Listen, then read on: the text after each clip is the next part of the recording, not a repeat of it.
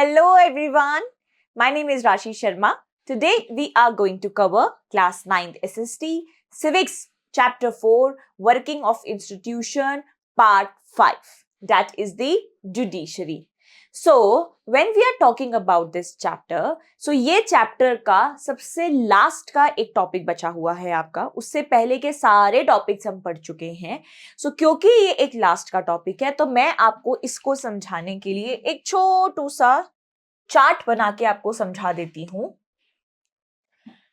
अभी तक आप ऑर्गन्स ऑफ गवर्नमेंट में क्या क्या पढ़ चुके हैं? हम इस चैप्टर में क्या क्या कवर कर चुके हैं? Legislative, executive and judiciary. Legislative makes the law.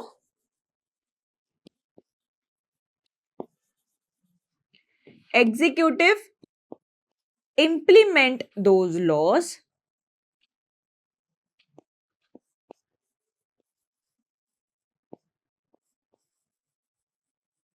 And judiciary take care of all the disputes. Done. So today in this session we are going to understand more about the judiciary. Clear है? बात समझ में आ गई है? अभी तक हमने लेजिस्लेटिव को अच्छे से पढ़ लिया है, लेजिस्लेटिव के सारे पार्ट कवर कर लिए हैं, हमने एग्जीक्यूटिव के बारे में पढ़ लिया है. Even we have like read about and understand about the president, right? So today in this session what we are going to understand it, we are going to understand very deeply how judiciary works, right? What are the levels of the judiciary? ठीक है, judiciary किस तरह से काम करती है, judiciary क्यों इतनी पावरफुल है, जुडिशरी के और क्या फीचर्स हैं. सो ये हम सारा का सारा क्या करने वाले हैं, आज कवर करने वाले हैं. Today we are also going to understand about the judiciary levels. Apex level, then state level,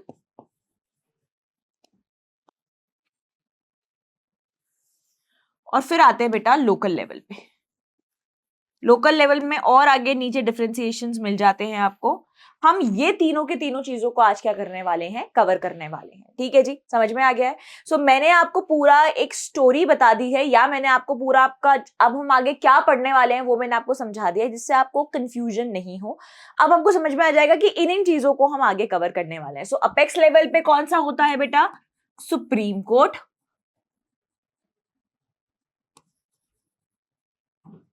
Then at the state level we have High Court.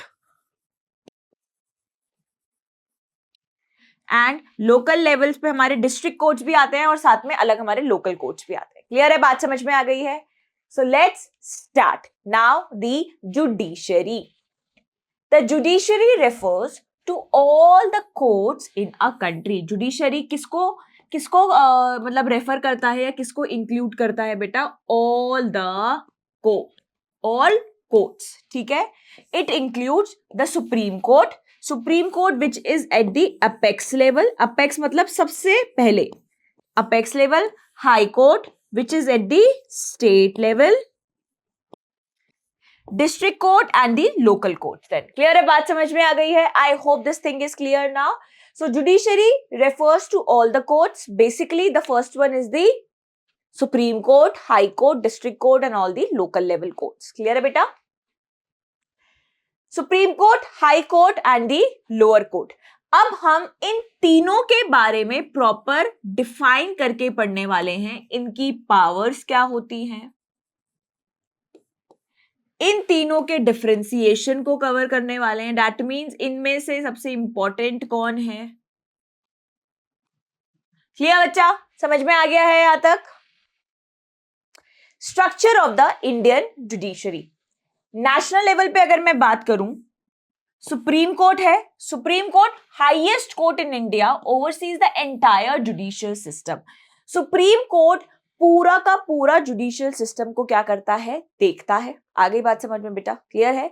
So because supreme court is the highest court. Supreme court apex level का court है. Supreme court सबसे ऊपर level का court है और supreme court बहुत powerful भी है, इसलिए सुप्रीम कोर्ट सारा जुडिशियल सिस्टम क्या करता है, संभालता है. Done. Then at the state level high court. Highest court at state level, state level पे सबसे जो हाई कोर्ट, हाईएस्ट कोर्ट होता है वो कौन सा होता है बेटा? High court.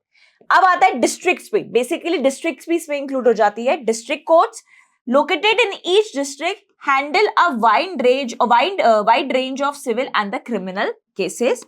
Then the local level subordinate courts, lowest level courts deal with the minor cases. So these four categories are there, right? So national level, state level and the local level हमने पढ़ा। उसके बाद अब इसको हम define करके अगर पढ़ेंगे तो supreme court, high court, district courts and the local courts. Clear है बेटा? समझ में आ गया? तो अभी तक हमें ये समझ में आ गया है कि क्या स्ट्रक्चर होता है, और इस स्ट्रक्चर में सबसे इंपॉर्टेंट कोर्ट कौन सा है बेटा?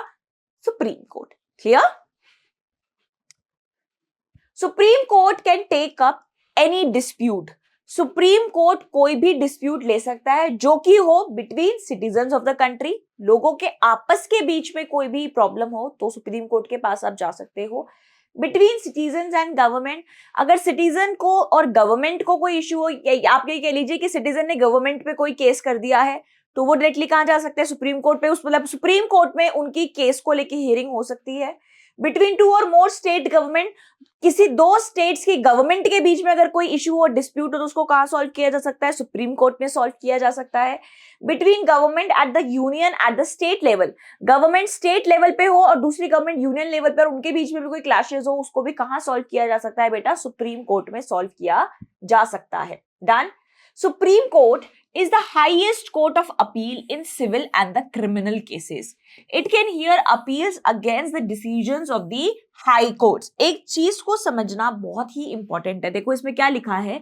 Supreme Court can hear appeals against the decision of the high court. देखो क्या होता है बेटा? लेवल्स देखो। सबसे पहले सुप्रीम कोर्ट आता है, फिर दूसरा लेवल आता है बेटा हाई कोर्ट। ठीक है, समझ में आ रहा है? फिर लेवल आता है डिस्ट्रिक्ट कोर्ट। अब तुम्हें जो मैं समझाना चाहती हूं वो तुम यहीं से ही समझो। राम नाम का एक लड़का है, ठीक है, जिसके ऊपर कोई केस था, ठीक है, उसके घर वाले, उसके मतलब उसके ऊपर जो केस चला, ठीक है, वो डिस्ट्रिक्ट में चला। डिस्ट्रिक्ट का जो भी एक आप ये कह लीजिए उसका जो भी एक फैसला आया, वो उसके फैमिली वालों को सेटिस्फाई नहीं कर पाया। ठीक है, उनको लगा कि नहीं नहीं ये तो हमें मतलब ये डिसीजन तो बिल्कुल भी सही नहीं है। सो वो लोग क्या कर सकते हैं? They can go to high court against the decision of the district court. Clear है? वो हाई कोर्ट में जाएंगे, हाई कोर्ट में वापस अपना केस लगा सकते हैं, हाई कोर्ट में वापस हियरिंग हो सकती है उनके केस की। अब मान लो राम नाम का जो लड़का है, उसके घर वाले जब हाई कोर्ट में गए, तो हाई कोर्ट में भी उनको उनके सेटिस्फाई, कहते ना, वो सेटिस्फाई नहीं हो पाए, उनको वो डिसीजन उसका भी सेटिस्फाई, कहते हैं ना, सेटिस्फाई नहीं कर पाया। समझ में आ रहा है?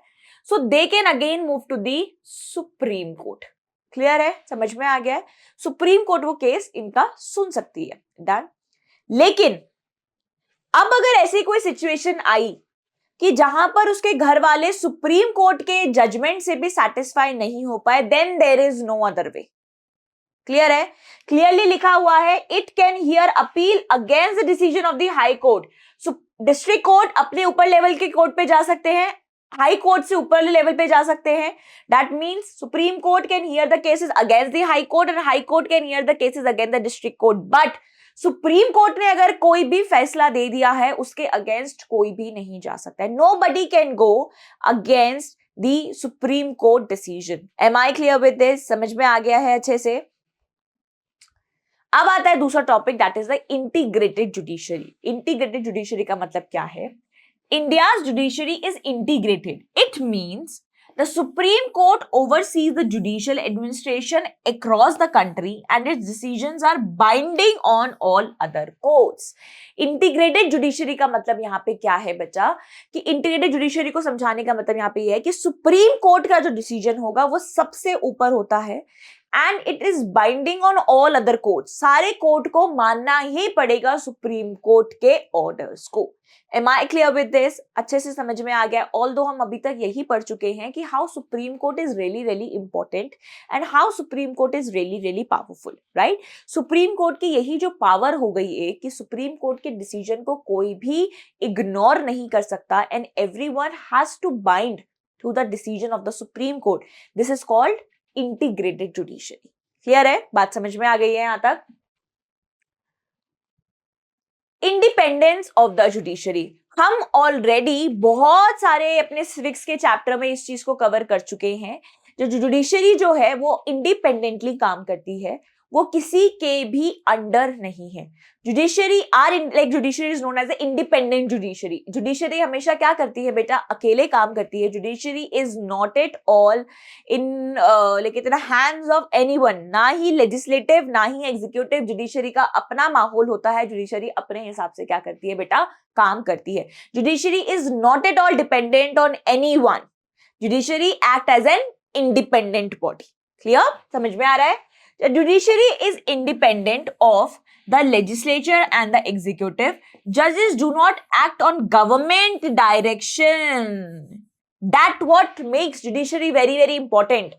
जजेस जो हैं वो गवर्नमेंट के इशारों पर काम नहीं करते हैं कि लेजिस्लेचर या एग्जीक्यूटिव के हिसाब से जुडिशरी काम करेगा या फिर मंत्रियों के हिसाब से जजेस काम करेंगे, ऐसा बिल्कुल भी नहीं है। जजेस अपने हिसाब से खुद काम करते हैं। जजेस are not at all working under the instructions और the directions of the government ministers. Clear है? This is something which makes judiciary the independent body. Clear बेटा? how independence is ensured? Independence कैसे इंश्योर्ड है judiciary की, किस तरह से judiciary के काम ऐसे होता है ना कि जुडिशरी की इंडिपेंडेंस एकदम इंश्योर्ड है बिल्कुल। अपॉइंटमेंट और रिमूवल के थ्रू हम पढ़ते हैं इसको। अपॉइंटमेंट, जजेस of the supreme court and the high courts are appointed by the president on the advice of the prime ministers in the consultation with the chief justice. So अगर हम judges के appointment की बात करें, so who appoint the judges? appoint कौन करता है? president appoint करता है, और साथ में किसकी एडवाइस लेता है? वो प्राइम मिनिस्टर की और with the consultation of the chief justice. Clear है, बात समझ में आ गई? वेरी वेरी इंपॉर्टेंट पार्ट, बहुत ही इंपॉर्टेंट है। मैं आपको क्या क्या क्वेश्चंस बनेंगे वो तो मैं आपको समझाती जाऊंगी, बट अभी मैं आपको इसमें से बताना मुझे बहुत जरूरी है कि it can also come in your MCQ. ये क्वेश्चन आपके एमसीक्यू में पूछा जा सकता है कि हु अपॉइंट द जजेस ऑफ द लाइक कहते हैं ना हाई कोर्ट और the supreme court. So basically जजेस of the high court and the supreme court are appointed by the president on the advice of the prime minister with the consultation of the chief justice. It can come in your MCQ and it can also come in your 2 marks question where the question can come that who appoints the judges of the high court and the supreme court. Clear है बेटा, समझ में आ गया है? अब हमने appointment की बात कर लिया तो रिमूवल की बात करते हैं। अ जज can only be removed by an impeachment motion passed by a 2/3 majority of both the houses of the parliament. ऐसी कोई सिचुएशन आ जाए जहां पर कोई दिक्कत ही आ जाए उनके साथ में, तो impeachment motion के थ्रू उनको क्या कर दिया जाता है? हटा दिया जाता है। उसके लिए भी 2/3 मेजोरिटी दोनों हाउसेज में होनी चाहिए और both the houses of the parliament से मिलनी चाहिए। क्लियर है बेटा जी? बात समझ में आ गई है हमें यहाँ पे अच्छे से? सो अभी तक हमने क्या क्या पढ़ लिया? हमने जुडिशरी को पढ़ा। जुडिशरी में हमने क्या कवर किया? जुडिशरी के हमने पार्ट्स कवर करे, supreme court, high court and the lower court, और उसी में बीच में क्या आ गया हमारे पास में? डिस्ट्रिक्ट कोर्ट आ गया। क्लियर है बेटा? अब अगर मैं क्वेश्चंस की बात करूं तो आपके पास में डायरेक्ट क्वेश्चन बनके आ सकता है, explain structure of judicial system। ठीक है, और question can come how supreme court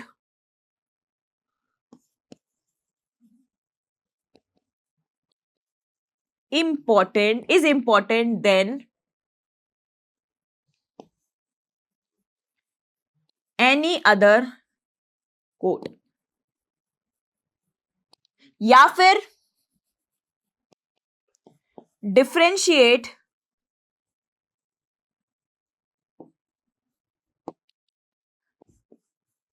between courts.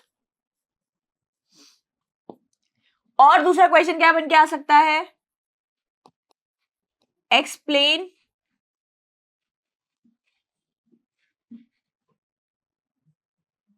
Integrated judiciary,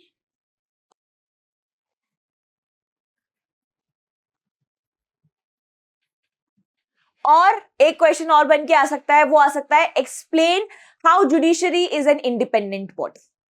so these are the question जो आपके आराम से एग्जामिनेशन हॉल में बनकर आ सकता है आपके पेपर में। अभी तक जो हमने जुडिशरी का पार्ट पढ़ा है उसमें से मैं आपको 2 मिनट का टाइम देती हूं, आप ये क्वेश्चंस फटाफट एक बार लिख लीजिए अगर आप लिखना चाहते हैं तो, सो दैट आपको थोड़ा सा आसानी हो जाएगी समझने में कि आपके कौन कौन से क्वेश्चंस किस किस तरह से आपके एग्जाम में आ सकते हैं। क्लियर बेटा? आई होप लिख लिए होंगे सबने। चले बच्चे, अब हम पढ़ते हैं powers of the judiciary. Clear है? Now we will be understanding इसके अलावा और क्या क्या पावर्स होती हैं जुडिशरी की।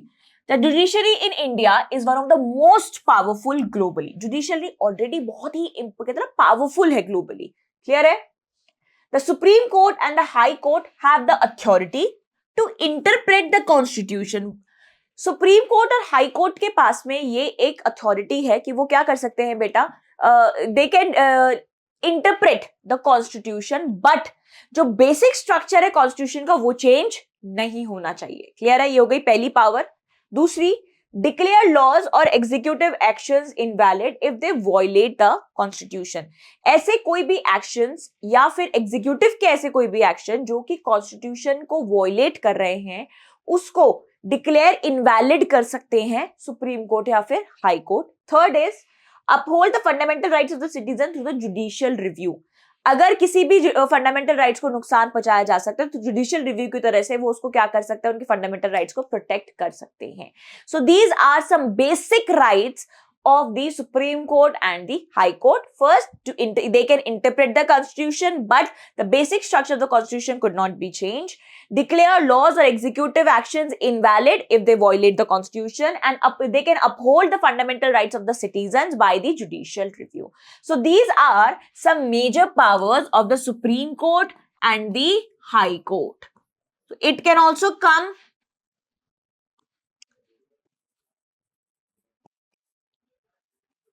explain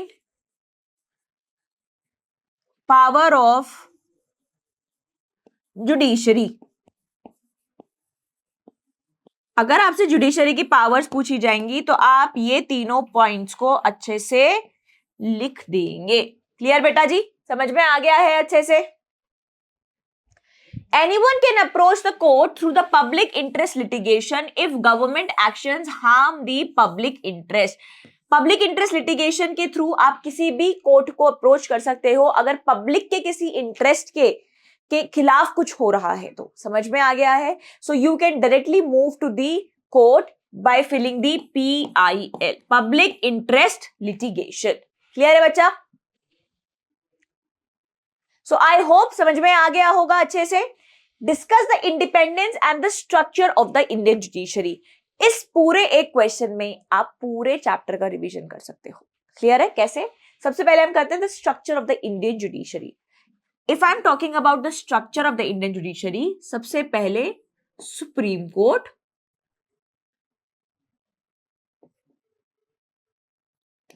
then high court,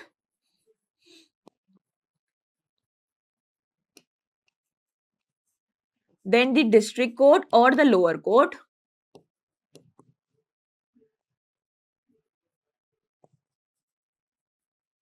clear है? Supreme court is very powerful,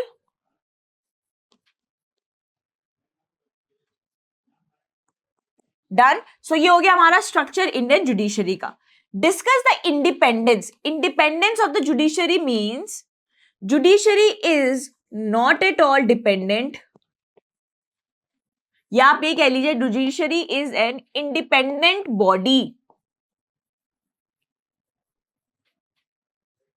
because judiciary is not at all dependent on legislative और द एग्जीक्यूटिव। क्लियर है? बात समझ में आ गई है? इसके साथ में एक और टॉपिक जो हमारा रह गया इसमें वो हम कर सकते हैं इंटीग्रेटेड।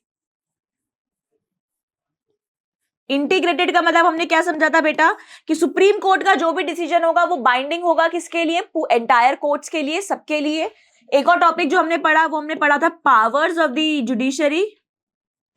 जुडिशरी की पावर्स इंटरप्रेट कर सकते हैं कॉन्स्टिट्यूशन को अपने हिसाब से, पर उसका बेसिक स्ट्रक्चर क्या नहीं होना चाहिए, चेंज नहीं होना चाहिए।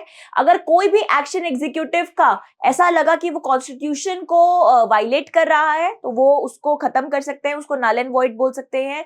और to uphold the fundamental rights, judicial review के मतलब हेल्प से अपहोल्ड कर सकते हैं fundamental rights of the citizens. Am I clear with this? समझ में आ गया है अच्छे से? I hope the chapter is very much clear to you all. Questions कर लेते हैं जिससे और समझ में आ जाएगा chapter. Which is the highest court in India? सबसे अपेक्स लेवल, हाईएस्ट की जगह कभी कभी आपके पास में अपेक्स लिखा हुआ भी आ सकता है, तो घबराने की जरूरत नहीं है। So which is the highest court in India? High court, district court, supreme court या subordinate court? The correct answer is the supreme court, क्योंकि फर्स्ट नंबर पे सुप्रीम कोर्ट आता है, सेकंड पे high court, then the third court. Clear बच्चा? समझ में आ गया है? नेक्स्ट क्वेश्चन, हु अपॉइंट्स जजेस of the supreme court and the high court in India? कौन अपॉइंट करता है जजेस को सुप्रीम कोर्ट और हाई कोर्ट के, मतलब हाई कोर्ट में? Prime minister, chief minister, president on the advice of the prime minister and in the consultation with the chief justice, या फिर पार्लियामेंट? बताओ। The answer will be C. I hope this chapter is clear to you all. हमने पूरा working of institution chapter को cover कर लिया है। हमने इसमें क्या क्या कवर करा? वर्किंग ऑफ इंस्टीट्यूशंस में हमने 3 इंस्टीट्यूशंस के बारे में पढ़ा है, legislature, executive and the judiciary. Legislature make the laws, judiciary see that the laws are being implemented or not, and the judiciary handle all the disputes। समझ में आ गया है? उसके बाद में हमने लेजिस्लेचर में हमने नेशनल लेवल पे पढ़ा कि कौन लॉज बनाता है, एंड द स्टेट लेवल पे national level parliament with the 2 houses, Lok Sabha and the Rajya Sabha, in which Lok Sabha is very very important and powerful.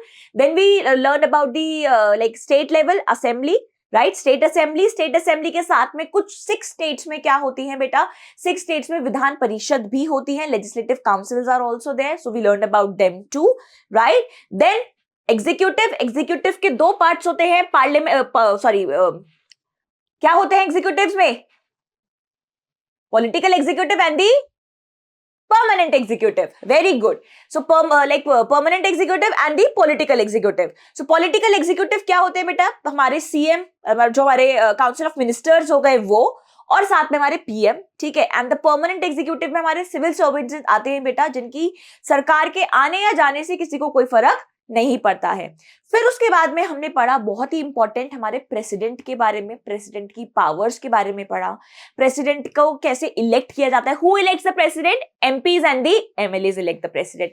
उसके बाद में हमने प्राइम मिनिस्टर को अपॉइंट करने की भी पावर किसके पास में है बेटा? प्रेसिडेंट के पास में है, हमने ये भी पढ़ा। उसके बाद में हमने 2 टॉपिक्स और कवर करे, presidential system and the parliamentary system. Presidential system जहां पे president head of the government भी होता है, साथ में हेड ऑफ द स्टेट भी होता है। ये कहां होता है? अमेरिका में फॉलो होता है। इंडिया में पार्लियामेंट्री सिस्टम फॉलो होता है, that means president is only the head of the state, not the head of the government. Clear? Then we learned about the judiciary, जो हमने अभी पूरा का पूरा पढ़ा है। जुडिशरी के हमने 3 लेवल्स पढ़ लिए, apex level, starting level, the highest level, then the state level, then the local level with the district. Clear? उसके अलग अलग चीजें हमने कवर कर ली हैं, अलग अलग पावर्स हमने पढ़ ली है, पावर्स ऑफ द जुडिशरी भी हमने पढ़ ली है। जुडिशरी को इंटीग्रेटेड जुडिशरी भी बोलते हैं, एक टर्म है, and then the independence of the judiciary. Judiciary is not at all dependent on anyone.